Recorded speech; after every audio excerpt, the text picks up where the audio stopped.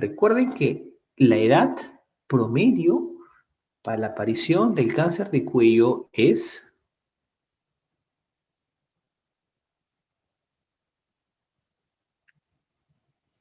No, lesión inflamatoria frecuente no. ¿Sí? Te refieres a la cervicitis. La cervicitis, en realidad, si queremos detallar un poco, la cervicitis es una inflamación del cervix que en teoría no representaría un riesgo para cáncer de cuello uterino. Sin embargo, se ha visto que algunas ITS podrían potenciar la actividad oncogénica del virus papiloma humano. Por ejemplo, infecciones por clamidia, tricomoniasis, podrían incentivar o estimular la infección persistente y oncogénica del virus papiloma humano. Pero per se, una cervicitis no representa una lesión premaligna. La recidiva no. O sea, una mujer puede infectarse por PVH, ya ponte que a los 20 años se infecta de PVH positivo. Muy bien. A los 22 años le haces nuevo PVH, sale PVH negativo, cachete, no hay ningún problema. Y a los 30 años le vuelves a hacer T de PVH, sale PVH positivo. Para comenzar, a esta edad no se debería hacer el test de PVH, ¿no? Eso lo pongo de ejemplo nada más. 30 años PVH positivo. Y a los 31 años se hace nuevamente el PVH y sale negativo. Por lo tanto, el hecho que recidiva la enfermedad o se vuelva a reinfectar no le aumenta el riesgo. O sea, va a tener un riesgo, pero el mayor factor de riesgo no es tanto la recidiva, sino la persistencia mayor de 2 años teniendo la infección por el virus papiloma humano. Muy bien. Claro, o sea, eh, la transmisión por el virus papiloma humano se da frecuentemente por la penetración, ¿no? El acto sexual, el coito. Muy bien. Pero sin embargo, el epitelio puede verse infectado solamente con el roce. Y sí podría llegar a un cáncer de cuello uterino si esa infección es por un serotipo de alto riesgo oncogénico, ¿no? Que es lo más importante como factor de riesgo para un CACU, ¿no? Cáncer de cuello. Muy bien. Acá eh, tenemos que saber distinguir nosotros, a ver, tenemos que saber distinguir entre unas lesiones normales, fisiológicas, y las lesiones anormales. Entonces vamos a dibujar acá. Este es un cuello uterino, esto es el endocervix, ¿sí? El endocervix. Ustedes saben que cuando la mujer nace con una zona, con un epitelio escamocolumnar original. Vale decir esto, a ver, acá voy a delimitar un límite. Lo que está hacia afuera, o sea, este tejido de acá, sería el exocervix. Y el exocervix, nosotros sabemos que es un epitelio plano, polistratificado, escamoso, ¿sí? Y lo que está dentro, lo que está para la parte interna, esto de aquí sería el endocervix. Y el endocervix se ve más rojo, ¿no? Se ve una coloración más rojiza.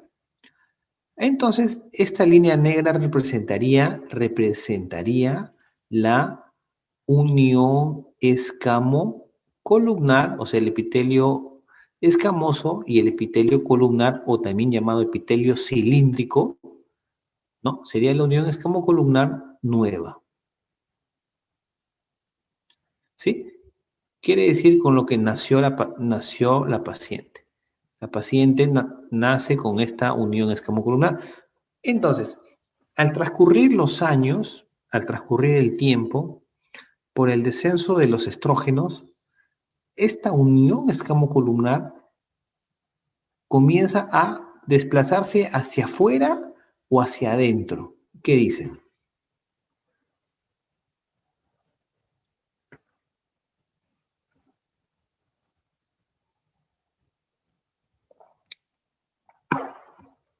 ¿Bien? Por el hipoestrogenismo, la baja de estrógenos, este epitelio, esta unión, perdón, escamocolumnar, comienza a interiorizarse de tal manera que se va a ubicar más cerca del canal endocervical, que es esto de acá.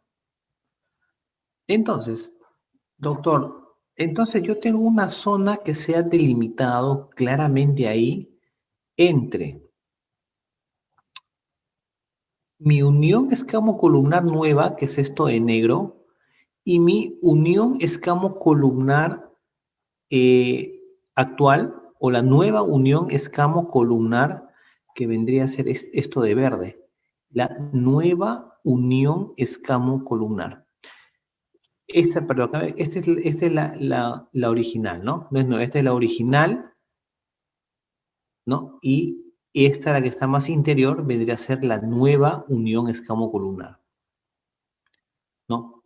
La original con la que nace, y con el tiempo, por el hipoestrogenismo, se interioriza y tenemos una nueva unión escamocolumnar, ¿sí? Entonces, toda esta zona que se delimita entre la unión escamocolumnar original y la nueva unión escamocolumnar, toda esta zona de acá, ¿cómo se llama?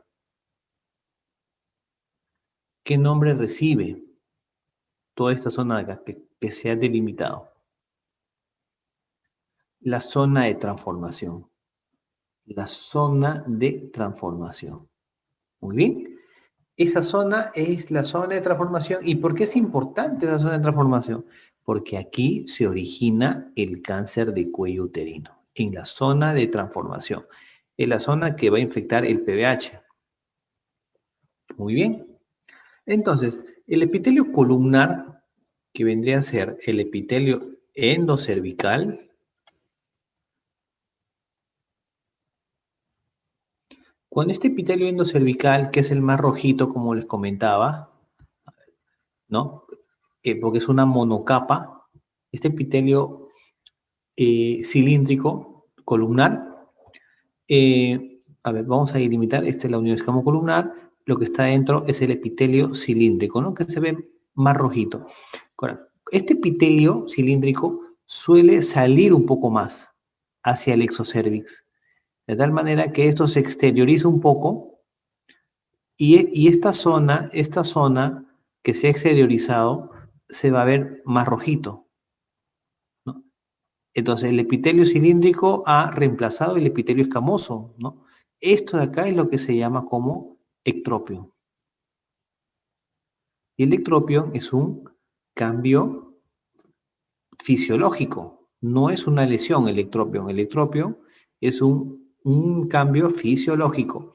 La metaplasia viene a ser el reemplazo de este epitelio cilíndrico por el epitelio escamoso que está afuera. Este epitelio escamoso va a reemplazar este epitelio cilíndrico, ¿ya?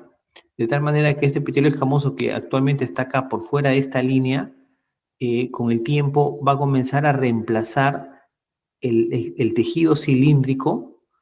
Eso se llama metaplasia, la transformación de un epitelio por otro epitelio. En este caso, del epitelio escamoso se va a transformar en epitelio cilíndrico. Esa es la metaplasia, que es también un cambio fisiológico normal. Muy bien. Ahora, los agentes virales, como hemos dicho, van a atacar la zona de transformación. Y es ahí donde van a comenzar las lesiones premalignas como NIC1, NIC2 y NIC3. Bien, doctor, entonces, ¿cómo es la triada para el tamizaje de cáncer de cuello uterino? La triada, ¿con qué examen comienza? Comienza con el Papa Nicolau. Bien, ahora, si el Papa Nicolau me sale alterado, el siguiente paso es la colposcopía, ¿no? La colposcopía y obviamente con toma de biopsia. Entonces, esta es una tríada que tiene que tener concordancia, ¿no? Papa Nicolau, luego sigue la colposcopía y la biopsia. Con eso ya tengo mi diagnóstico. ¿Qué tipo de diagnóstico? Histológico. ¿Por qué? Porque con la biopsia saco un pedazo de tejido para un diagnóstico ya confirmatorio o histológico. Mientras que con el Papa Nicolau solamente tengo un diagnóstico citológico. Quiere decir que con solamente un resultado de Papa Nicolau yo no puedo ofrecer un tratamiento al paciente. Debo de seguir estos pasos de colposcopía y biopsia. Si mi Papa Nicolau, por ejemplo, mi Papa Nicolau, me sale una lesión intraepitelial de bajo grado, el siguiente paso es una colposcopía. Y en la colposcopía yo biopsio las lesiones acetoblancas, ¿no?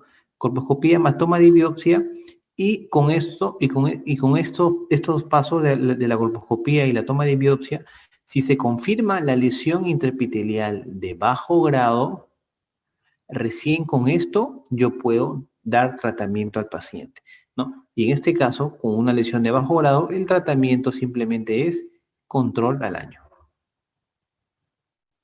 Control al año. ¿Sí?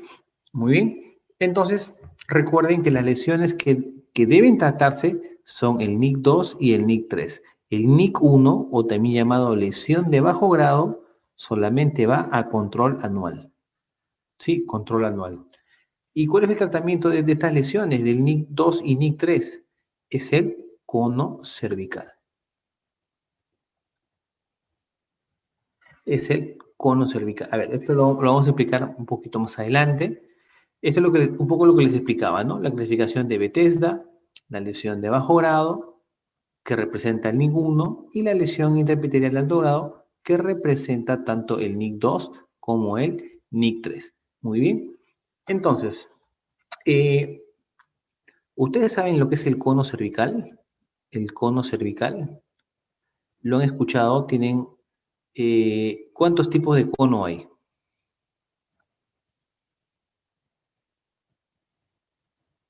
Muy bien. Así es. Hay dos tipos. ¿Y cuáles son esos dos tipos?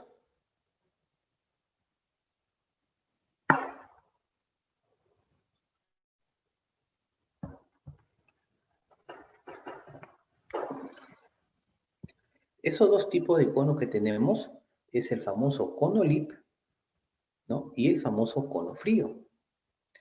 Actualmente el que se realiza con mayor frecuencia en nuestro medio es el cono lip, el cual se realiza con una asa diatérmica conectada a un equipo de electrocauterio y con el cual se reseca una parte del cuello cervical en forma de cono. Mientras que el cono frío se realiza con bisturí. Este se realiza con un asa lip. ¿Sí? Entonces, doctor, ¿y cuándo realizo uno y cuándo el otro? La mayoría de lesiones premalignas, como estas lesiones de alto grado, se pueden tratar tranquilamente con un cono lip.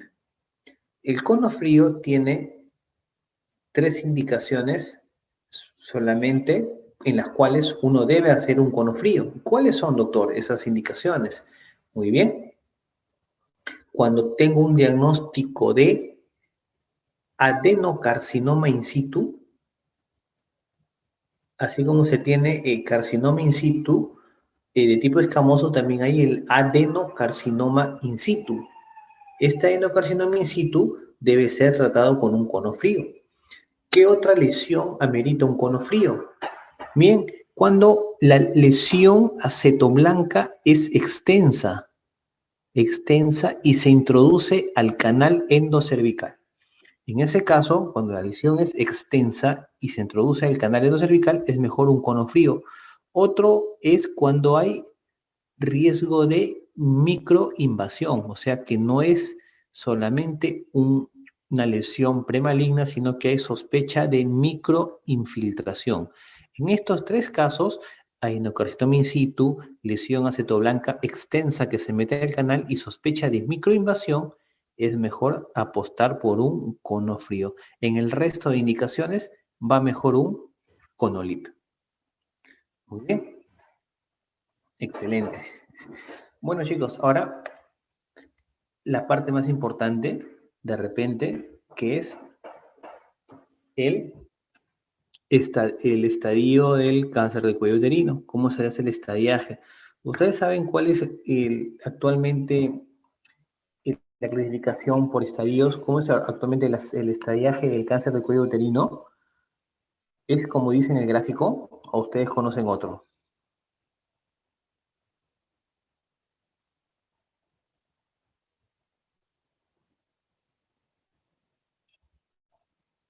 ¿Mm? ¿Qué dicen, doctores?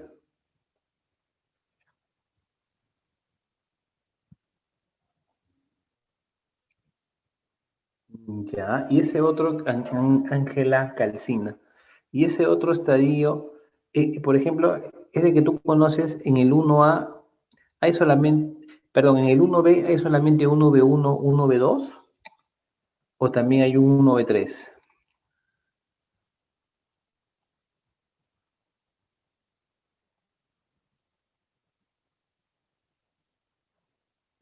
Muy bien. Entonces se ve que sí, sí ha repasado, ¿verdad? ¿Y cuál sería el 1B, el 1B3?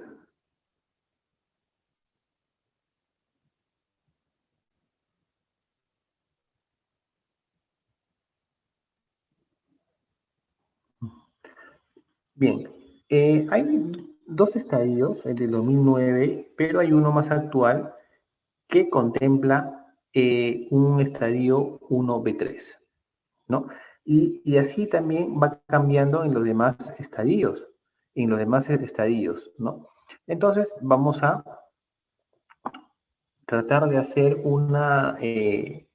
vamos a tratar de hacer una relación entre ambos estadios porque lo más probable es que actualmente ya a ustedes les vayan a preguntar por el estadio del FIGO 2018, que es el que se utiliza actualmente, ¿no? Muy bien, entonces, comenzamos. Cosas puntuales. Así es, cuando el tumor mide más de 4 centímetros ya no es operable y va a quimioterapia y radioterapia. Miremos acá. El cáncer de cuello uterino se clasifica de acuerdo, ¿no?, a estadios, de acuerdo a qué tanto la enfermedad ha avanzado. Cuando yo veo este dibujo de acá, veo esto de acá es el cuello uterino, ¿sí? Esto de acá ya es la vagina. Entonces, yo de azul me han graficado el cáncer, que en este caso es un estadio 1A, el cual es un estadio preclínico. ¿Qué quiere decir esto? Que el diagnóstico se hace por microscopía. Eso quiere decir que tú no puedes ver esta lesión macroscópicamente, ¿no? O sea, a simple vista no puedes ver esta lesión. El cáncer de cuello uterino tiene una manera de diseminarse de manera locorregional, quiere decir por extensión. Entonces, aparece en el cuello, va creciendo, va infiltrando la vagina, ¿no? Se va metiendo más a la vagina, también al útero, y comienza a comprometer los ligamentos laterales del cuello uterino, que son los ligamentos cardinales, convirtiéndolo en un estadio 2B, cuando toma los parametrios, ¿no? Entonces, de acá quiero que sepan que el cáncer de cuello se disemina de manera locorregional y hace metástasis hematógena o linfática de manera más tardía. Entonces, el estadio 1A es preclínico. 1A1 es cuando la invasión en profundidad, vale decir, en el estroma, es menor o igual a 3 milímetros. Eso es en profundidad, ¿no? Y en superficial u horizontal, menor o igual a 7 milímetros. Mientras que el 1A2, la profundidad es mayor a 3, pero menor a 5 milímetros, y en superficial mayor a 7 milímetros. Muy bien. Entonces, estos estadios preclínicos, obviamente, ¿cómo llego a estos diagnósticos? Doctor, pero si estos diagnósticos son microscópicos, ¿cómo yo puedo decir, este es un 1A1 y 1A2 si no lo puedo ver? Estos diagnósticos no lo haces tú con el ojo. Estos diagnósticos salen siempre en una pieza de cono, de un cono cervical. Cuando tú le haces un cono cervical, por ejemplo, por una lesión intraepitelial de alto grado, y le realizas el cono, ahí es donde el patólogo mide la profundidad y mide la extensión superficial Entonces, empieza de cono cervical como yo llego a diagnosticar estos estadios preclínicos o microscópicos. No lo hago a simple vista, ¿sí? Muy bien. Ahora, cuando ya la lesión se hace macroscópica, pero sigue limitada al cuello, hablo de un estadio 1B. 1B1 cuando el tumor mide igual o menos de 4 centímetros y 1B2 cuando el tumor ya es mayor de 4 centímetros, con lo cual ya no es operable y la paciente tiene que ir a quimioterapia y radioterapia. Mientras que en el estadio 1B1 la paciente todavía es tributaria de una cirugía que es la histerectomía radical más linfadenectomía pélvica bilateral. Muy bien, buena pregunta. Eh, las lesiones que más tienden a sangrar, obviamente son las lesiones macroscópicas. Y las lesiones microscópicas, como su nombre lo dice, al no haber una lesión exofítica, grosera, tiende a ser menos la clínica de sangrado. Que puede haber, sí puede haber, porque ya hay una lesión a este nivel microscópico, pero hay una lesión. Pero el sangrado no va a ser tan profuso ni tan evidente como si lo tuviera un estadio 1B. Bien, entonces, doctor, ¿y cuáles han sido los cambios que se han hecho en cuanto al nuevo estadiaje del 2018? Porque esto es del 2009.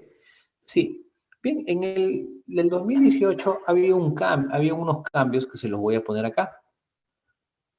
¿Cuáles son? Muy bien. Por ejemplo, el estadio 1A, en ambos estadios, en el 1A1 y el 1A2, ya no se considera la medición superficial. La extensión superficial de la lesión ya no se considera. Ya no. Solamente consideramos la invasión en profundidad. Y acá voy a poner lo del 2018. Entonces, en el 1A1, la invasión estromal es menor de 3 milímetros.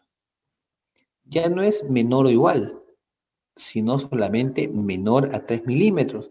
Y el 1A2, la invasión estromal es mayor o igual a 3 milímetros, pero menor a 5 milímetros. Muy bien. Entonces, han visto que hay un cambio en los signos, ¿no? Aquí también era mayor, ahora es mayor o igual, pero menor de 5 milímetros y no tienen en cuenta la extensión superficial. Doctor, ¿y en estos estadios cuál es el tratamiento? En el estadio 1A, el tratamiento puede ser desde un simple cono cervical hasta una histerectomía simple. Histerectomía simple, ¿sí? Sí, superficial, ¿no? Horizontal o superficial. Esto ya no considera en el 2018, solamente considera la extensión en profundidad, vale decir estromal. Muy bien. Entonces, y el estadio 1B, ha habido un cambio en el 2018, que también se ha agregado el estadio 1B3, pero ha habido también un cambio en los signos. En el 2018, el 1B1 es cuando el tumor mide mayor o igual a 5 milímetros ya en profundidad estromal, pero menos de 2 centímetros. El 1B2, cuando la lesión mide mayor o igual a 2 centímetros, pero menos de 4 centímetros. En teoría, según el 2018, el 1B2 todavía se puede operar mediante una histerectomía radical, porque es menos de 4 centímetros. El 1B3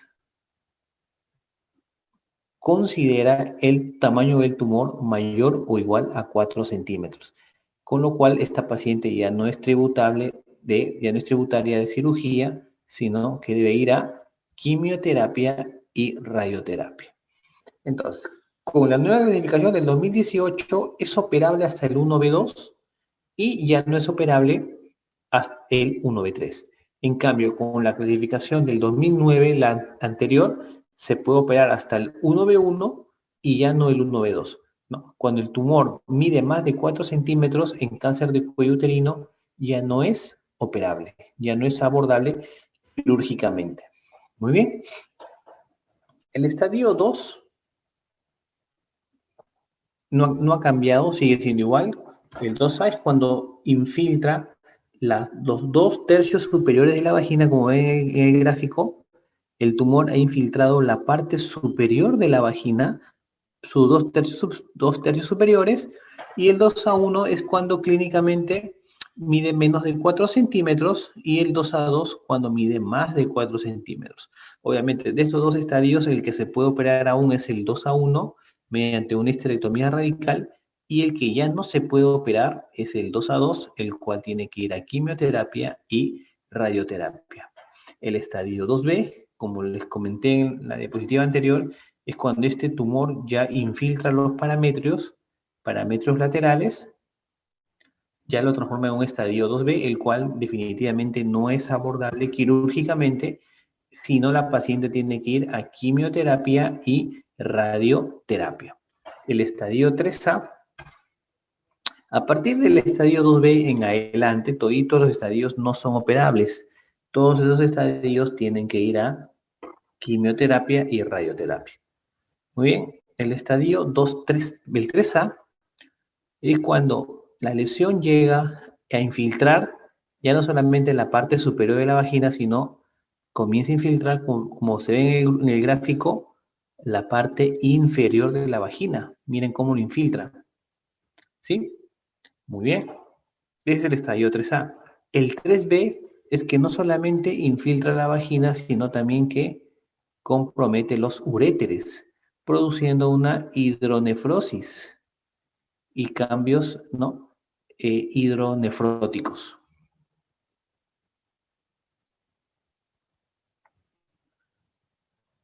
Muy bien. Es el estadio 3D. O también cuando el cáncer ha llegado a la pared pélvica lateral. Bien, comprime uréteres produciendo hidronefrosis, o bien ha llegado a la pared pélvica produciendo compromiso a ese nivel. Muy bien. Y el estadio 4 se clasifica en 4A cuando infiltra la mucosa vesical, como ven acá, o la mucosa rectal. Obviamente, esto tiene que ser confirmado mediante cistoscopía para la vejiga y proctoscopía para la parte del recto, ¿no? Con esto se confirma un estadio 4A. Y el 4B cuando ya hay metástasis a distancia, ¿no? Compromiso de hígado, del ovario, por ejemplo, del pulmón, eso ya lo transforma en un estadio 4B. Obviamente, mientras el estadio es mayor, el pronóstico de la paciente es mucho menor. Muy bien. Entonces, aquí, para repasarle solamente la parte que es la más importante, sí, tiene razón. Hay un estadio 3C, que es de la última, del FIGO 2018. En el FIGO 2018 también consideran el 3C. ¿Y cuál es el 3C? El 3C es cuando hay un compromiso de los ganglios linfáticos. Cuando hay compromiso de los ganglios linfáticos pélvicos, o sea, son positivos, es un estadio 3C, 3C1, ¿no? 3C1. Y cuando hay un compromiso de los ganglios linfáticos paraórticos, ya los ganglios paraórticos positivos, es un estadio 3C2. Doctor, ¿y cómo puedo saber yo qué compromiso de los ganglios? Mediante la tomografía con contraste. Si yo le pido a una paciente con cáncer de cuello tomografía, ahí puedo evidenciar si hay compromiso ganglionar o no, y puedo estadificar mi cáncer de cuello uterino con este examen de la tomografía, ¿no?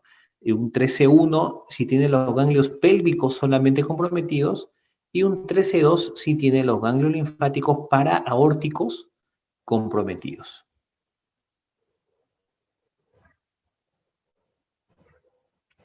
Muy bien. Entonces acá, lo que ustedes tienen que saber de manera práctica. Tratamiento según estadio. Muy bien, doctor. Tengo 1A, ya. Tengo 1B. Tengo acá 2A y 2B. Muy bien, es lo que le van a preguntar a ustedes, ¿no? No los voy a marear mucho con un manejo más fino de su especialidad, pero sí lo básico. El estadio 1A, que es un estadio microscópico, el tratamiento puede ser, como le dije, un simple cono o una histerectomía simple. Muy bien, el 1B, el tratamiento del 1B es la histerectomía radical más linfadenectomía pélvica bilateral. Bien, doctor, ¿y todos los estadios 1B son operables? Sí, todos, menos si es la clasificación del 2009, el 1B2 va a quimioterapia y radioterapia.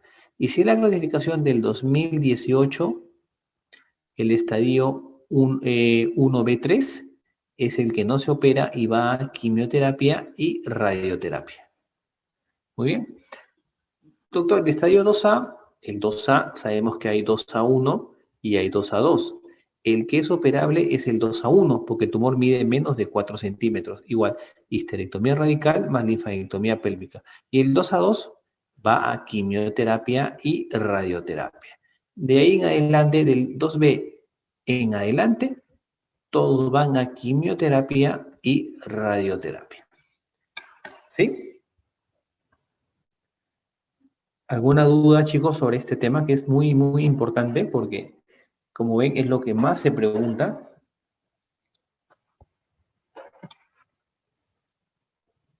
Factores de riesgo, lo que nos faltó tocar, me parece. ¿Cuáles son los factores de riesgo que conocemos para cáncer de cuello uterino?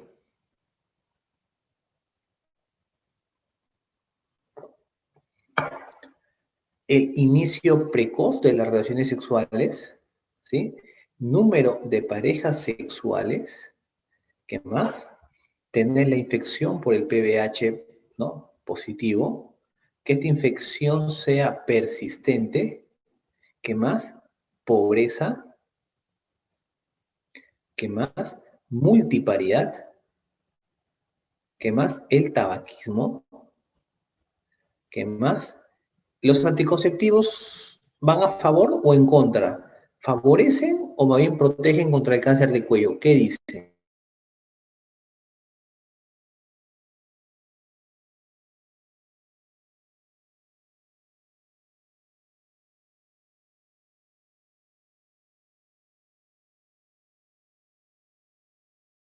Sí, favorecen. Bien, hay una pregunta de un doctor interesante, ¿no? A ver, el 1B3. Por definición, el 1B3 es un tumor, ¿no? Es un tumor que mide mayor o igual a 4 centímetros. Y el 2A1 es un tumor que infiltra los 2/3 superiores de la vagina, pero mide menos de 4 centímetros. ¿Sí? Muy bien. En teoría, el pronóstico de esta paciente, en términos generales, sería un poco más opaco en un estadio mayor que es el 2A1. Pero si hablamos de técnicamente abordable quirúrgicamente, nos basamos en el tamaño del tumor. Porque mientras mayor sea el tamaño del tumor, más hay la probabilidad que haya compromiso de parametrio. Por lo tanto, en cáncer de cuello uterino, el número clave es este, 4. Menor a 4 o mayor o igual a 4. Todo lo que es mayor o igual a 4 en cáncer de cuello uterino ya no se opera. ¿Sí? Va a quimioterapia y radioterapia. El 2A1, al comprometer solamente la parte superior de la vagina, pero no llega a ser un tumor mayor de 4 centímetros, sino menor, esta paciente va a histerectomía radical. No histerectomía simple, sino una histerectomía radical. ¿Sí?